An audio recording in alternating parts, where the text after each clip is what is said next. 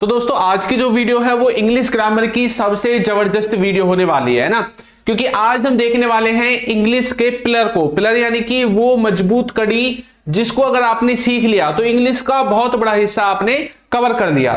तो चलिए इंग्लिश को शुरू करते हैं। और सबसे पहला हमारा जो है वो है हमारा हेड बेटर। सर हमने हेड तो पढ़ा है, लेकिन क्या इसके साथ ये बेटर लिखना सही है? हाँ, अब हेड बेटर का मीनिंग समझिए। देखो बहुत सी बार आपको इस तरह की चीजें बोलनी पड़ती है, जैसे आप कई बार बोलते हैं ना तुम्हारे लिए कुछ करना अच्छा होगा, जैसे यार तुम्हारे लिए ना वहां जाना अच्छा रहेगा, है ना, या तुम्हें उसे बताना अच्छा रहेगा। तो कुछ करना अच्छा रहेगा या अच्छा होगा, ऐसे केसेस में हम किसका इस्तेमाल करते हैं? हेड बेटर का इस्तेमाल करते हैं कि भैया कोई काम करना किसी के लिए अच्छा होगा या अच्छा रहेगा।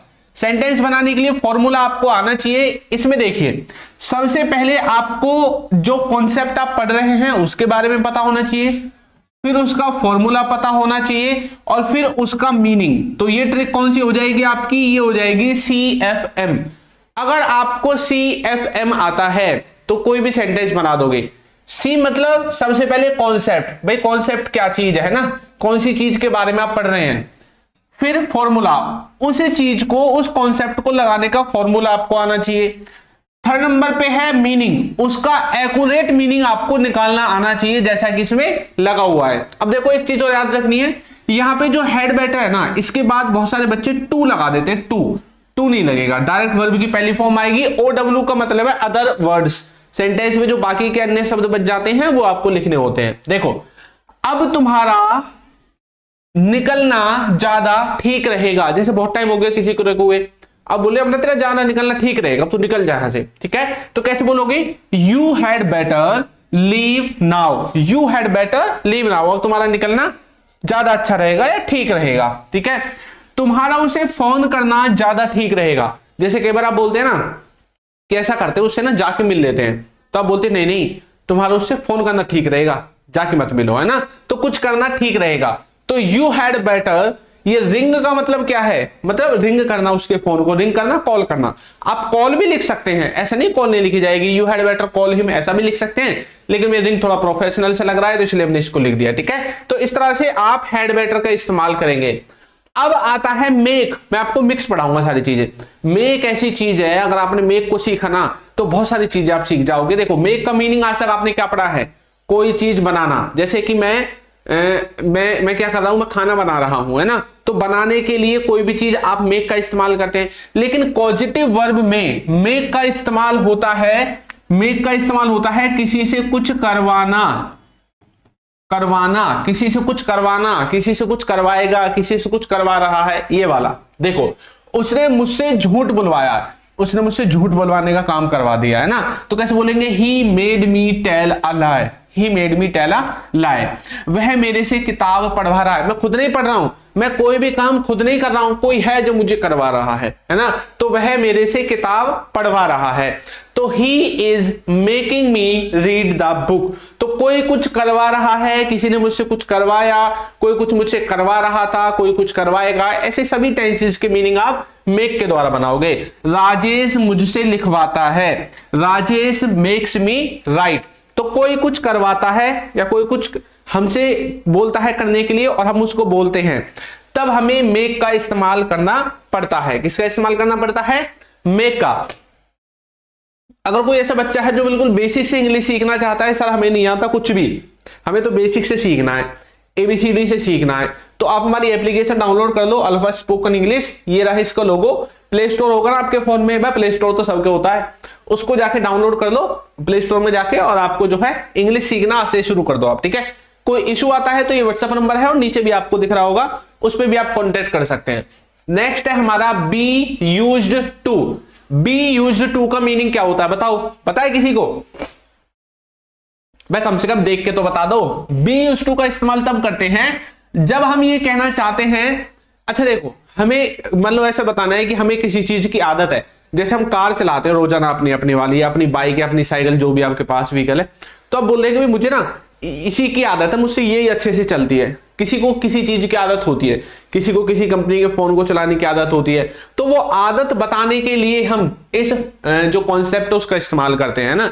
अगर हमें आदत ये बताना है कि भाई आदत अभी नहीं है लेकिन फ्यूचर में हो जाएगी। अगर फ्यूचर में भी बताना है तब भी ये यूज होगा। यहां पे जो बी है, बी इसका मतलब क्या है? बी का मतलब होता है, अपने बी की फॉर्म्स पढ़ी है ना, इसमें आपका इज, एम, आर ये सारी चीजें आती हैं, वाज, वर, ठीक है, प्रेजेंट पास्ट, सब चीज की चीजें जो है वो आपकी इसमें देखने को आपको मिलती हैं। ठीक है, तो किसी चीज की आदत है या हो जाएगी, फॉर्मूला ये रहा आपका।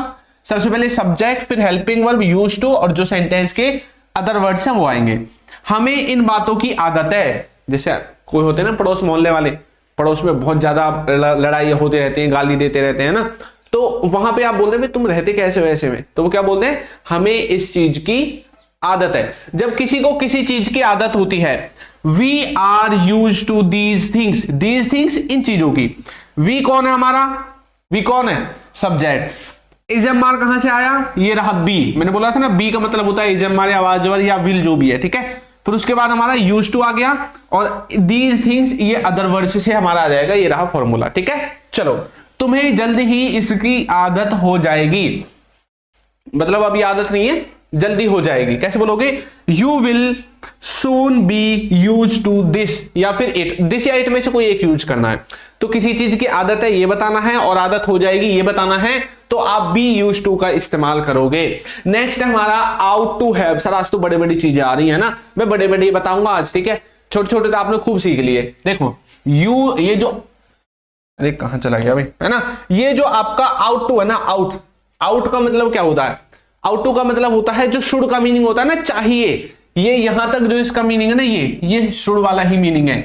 लेकिन जब आप शुड में हैव लगाते थे तो वो कहां पे जाता था? पास्ट में, कि पास्ट में किसी को कुछ करना चाहिए था, तो ये भी पास्ट में जाएगा। पास्ट में किसी को कोई काम करना चाहिए था। बस ये है कि शुड को नॉर्मली यूज कर देते हैं, इसको थोड़ा अपने से बड़ों के साथ, कोई बॉस वगैरह है, घर में बड़े हैं, रिस्पेक्ट देना चाहते हैं, वहां पे इस्तेमाल करते हैं। तो सबसे पहले सब्जेक्ट लिखो, आउट टू हैव लिखो, वर्ब की थर्ड फॉर्म, और फिर लिखो ऑब्जेक्ट।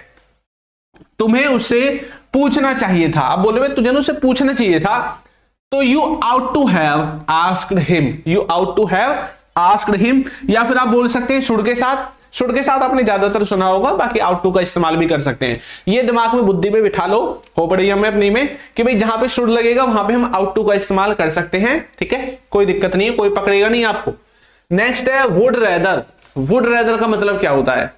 वुड रेदर का मतलब होता है जब कोई काम करना किसी दूसरे काम से ज्यादा अच्छा लगता है, या दूसरे काम को जब आप प्रेफरेंस देते हैं पहले की अपेक्षा, तब आप वुड रेदर का इस्तेमाल कर सकते हैं। फॉर्मूला आपके सामने है। सबसे पहले सब्जेक्ट वुड रेदर, पहले वर्ब की पहली वाली वर्ब लिखनी है, फिर देन लगा के फिर दूसरी वाली वर्ब लिखनी है। फॉर्म दोनों की पहली लगेगी। देखो दो काम है ना, एक काम अच्छा लगेगा, एक उससे ज्यादा अच्छा लगेगा, तो इसलिए दो वर्ब हमने लिखी है। ठीक है, देखो हमें शरण में जाने की अपेक्षा, शरण में जाना सरेंडर करना, पहले राजा महाराजा थे ना, युद्ध नहीं लड़ते थे, शरण में चले जाते थे, है ना। चलो तो ये बोला है कि भाई मरना पसंद कर देंगे लेकिन शरण में नहीं जाएंगे, तो कैसे बोलेंगे? We would rather die, die माने मरना, हम मर जाएंगे, मरना पसंद करेंगे, देन सरेंडर, परंतु आत्मसमर्पण नहीं करेंगे, सरेंडर नहीं करेंगे, शरण में नहीं जाएंगे। मुझे फुटबॉल खेलने की बजाय देखना अधिक अच्छा लगता है। भाई खेलने में मजा नहीं आता, मुझे तो देखने में मजा आता है, आप ये बोलना चाहते हैं, तो कैसे बोलोगे? We would rather watch football than play it, खेलने की अपेक्षा देखना ज्यादा अच्छा लगता है। नेक्स्ट है हमारा वुड हैव। वुड हैव क्या है? सर वुड तो समझ में ही नहीं आता है ना, बुद्धि से बाहर की चीज है, लेकिन आज समझ में आएगा वुड हैव। देखो वुड हैव क्या है? देखो वुड का मतलब होता है कि आप इसको प्रेजेंट की पॉसिबिलिटी में इस्तेमाल करेंगे।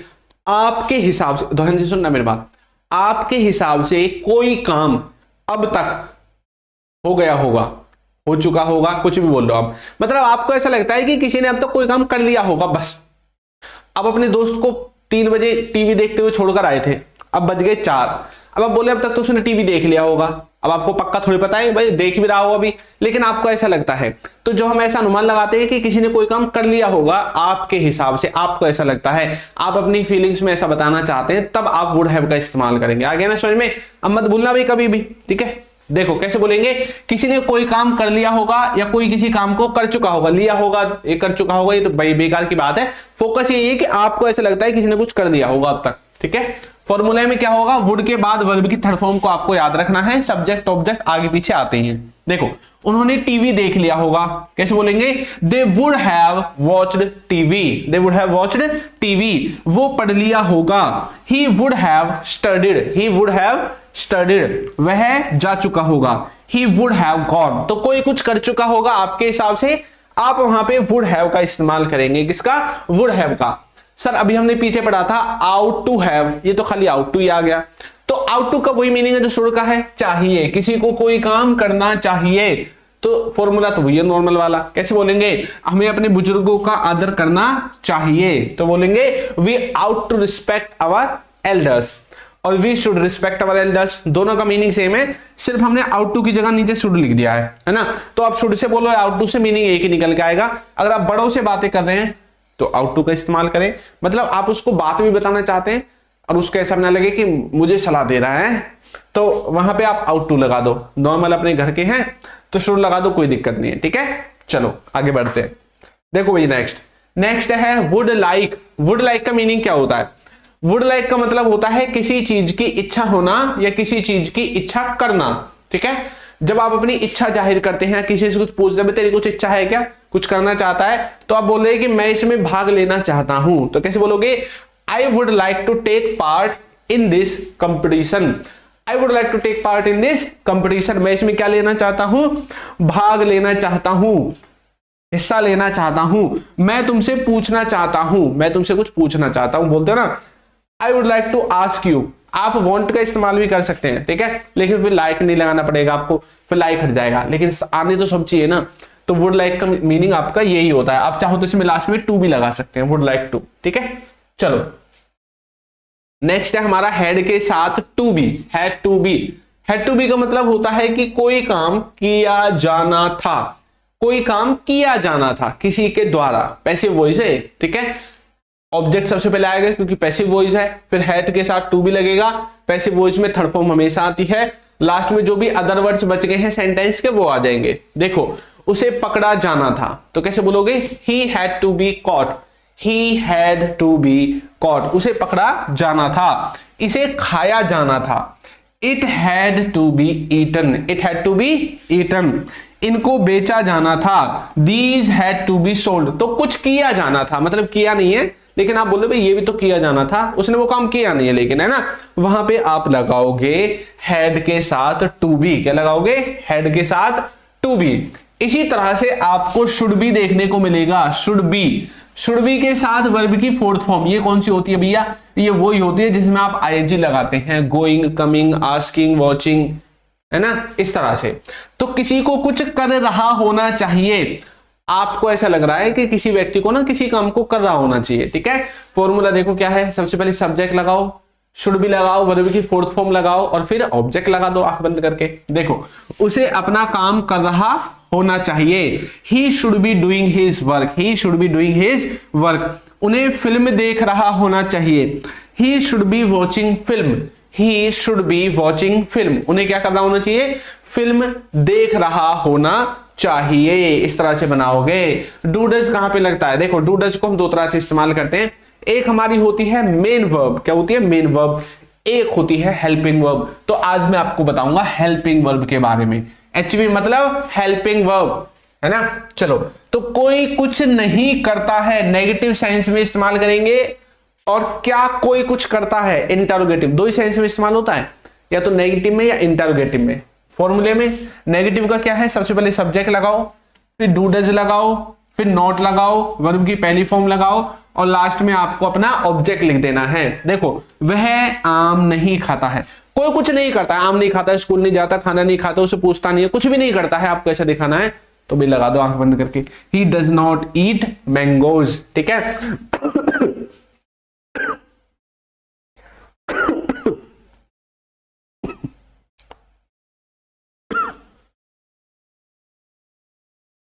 चलिए सॉरी, नेक्स्ट देखते हैं। नेक्स्ट क्या है? वो दिन में नहीं सोते हैं, तो कैसे बोलेंगे? They do not sleep during the day. During क्यों लिखा है? क्योंकि आप ये बोलना चाहते हैं कि दिन के दौरान नहीं सोते, भाई पूरे दिन में नहीं सोते हैं, ठीक है। They do not sleep during the day. इस तरह से आप इसका इस्तेमाल करेंगे। नेक्स्ट है वाज वर्ब के साथ बीइंग। ये क्या भाई वाज वर्ब के साथ बीइंग? सर पहली बार देखा है भाई, ये पैसिव वॉइस है, पैसिव वॉइस नहीं पढ़ी क्या आपने? हैं ऐसे डोलते हो क्या मुंह उठा के यूट्यूब पे वीडियो देखते हुए? कोई काम किया जा रहा था, किसी के द्वारा कोई काम किया जा रहा था, ठीक है। सबसे पहले object, was were, being verb की थर्ड फॉर्म और फिर अदर वर्ड्स लिख रहे हैं। फॉर्मूला एक के दिमाग में होना चाहिए बिल्कुल, ठीक है। जैसे कि दूध बेचा जा रहा था, अब बेच कौन रहा है यही तो नहीं पता, तभी तो पैसिव है। बस इसमें सब्जेक्ट के बारे में नहीं बताना चाहते हो, सब्जेक्ट पर फोकस नहीं करना चाहते हो, ऑब्जेक्ट पे फोकस करना चाहते हो, वो सेंटेंस पैसिव वॉइस में बनते हैं। The milk was being sold. इसी तरह से कमरे साफ किए जा रहे थे, the rooms were being cleaned. तो कोई काम किया जा रहा था, वहां पे आप इसका इस्तेमाल करोगे। किसका इस्तेमाल करोगे भाई बताओ? इसी का, ठीक है। चलो, तो अगर आपको कोर्स वगैरह लेना है तो आप हमारी एप्लीकेशन डाउनलोड कर सकते हैं। किसी को पीडीएफ चाहिए, नोट्स चाहिए, वो भी हमारी एप्लीकेशन में ही मिलेंगे। कहीं से भी नहीं मिलती एप्लीकेशन तो व्हाट्सएप पे आप कांटेक्ट करो, वहां पे आपको लिंक मिल जाएगा, ठीक है। तो आपको वीडियोज कैसी लग रही है हमें जरूर कमेंट करके बताएं, और अगर आपको कोई डाउट है तो वो भी आप हमसे पूछ सकते हैं। चैनल पर नए हैं तो भी चैनल को सब्सक्राइब जरूर कर दें। मिलेंगे नई वीडियो में नए टॉपिक के साथ, तब तक के लिए थैंक यू।